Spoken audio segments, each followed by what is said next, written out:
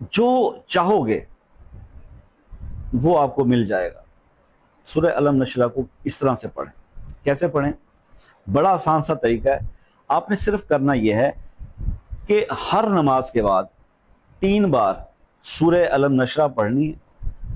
एक बार दुरूशी पढ़ लें पहले, एक दफा आखिर में, और अपने सीने पे दम कर लें, अपने आप पर दम कर लें, फूंक लें। और यही सिर्फ अमल आप 5 नमाजों के साथ ये अमल करें, और ये आप कम से कम 40 दिन, 41 दिन इसको कर लें।